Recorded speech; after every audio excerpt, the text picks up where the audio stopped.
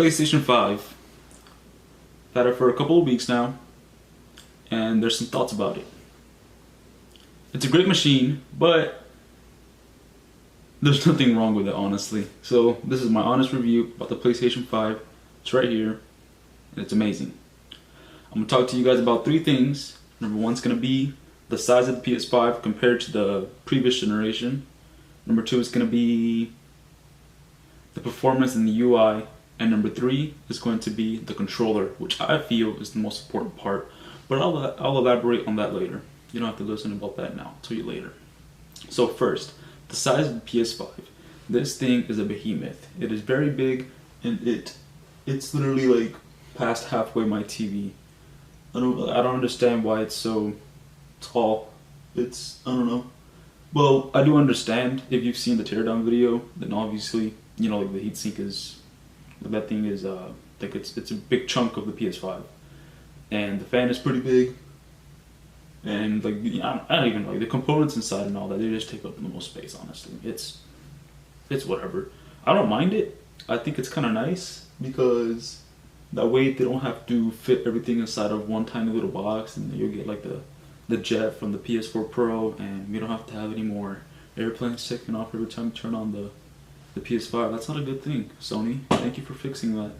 Even though sometimes, like if you're playing with the disc inside the system, it can get. It's not like completely quiet, but it doesn't bother me. So it's a good thing, I guess. All right, number two, performance and UI. So the performance on this thing is incredible. I can switch between games so quickly that it's like. It's literally like the fastest thing I've ever seen on a console. Well, me, I've only played PlayStation. I don't know how Xbox is. I've always been a PlayStation fan since I was a little kid. So honestly, I had to go with the PS5. I mean, what else am I gonna do? But yeah, I'll throw up some B-roll of switching between games and all that, and it's really fast in my opinion. Like if you do it on the PS4, you had to close the application and then go to the other game and then start it, and it would take forever. And here, literally, you just go to the main menu and then press the game and it starts, and you're already there. Literally, it's amazing. And the performance, yeah, I don't know what to say about that. But the UI is a little confusing at first, especially navigating all of it and trying to find like certain things here and there. Like I still haven't found like the fastest way to access like screenshots and screen video recordings and all that. I have to go into the settings and then the storage and then the media, and then I don't know, it's a little weird. If y'all find like a faster way, let me know please, because I kind of need some help.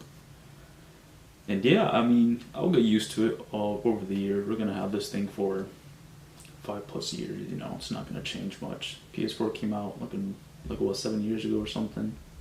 I didn't get into it a couple years after, but I got used to it eventually. I like the PS4 UI, and it feels nice to have something different. Like it's refreshing, which I do like. I wouldn't want the same thing from the PS4 to be copy and pasted onto the PS5. I want it to feel like a new generation, if you understand. And the final thing, I'm actually charging it right now. The final thing that I feel is the most important is the controller. The controller is obviously what you have in your hands while you're playing games and all that, and it is amazing. The battery life is, I was just charging it. I was playing last night a good amount, but the battery life it's alright, I guess. I can't complain much. Like if I need to charge, I just plug it in, and it's USB-C, which I really like.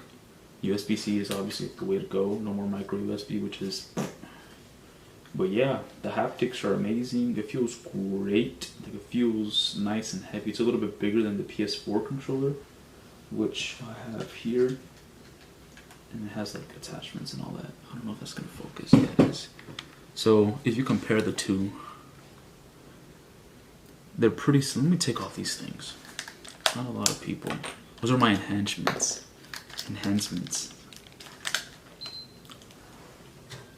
Oops.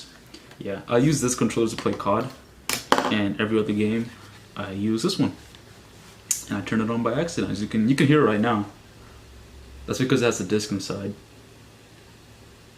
I don't know if you guys can hear that. Hopefully I'll listen to it in post processing. But anyway, yeah, I mean, there's a pretty nice difference in size, I would say. I think it's not focusing.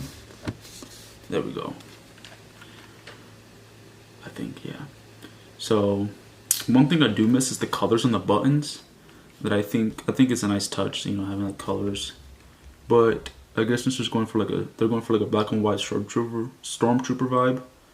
You gotta deal with what you got, you know.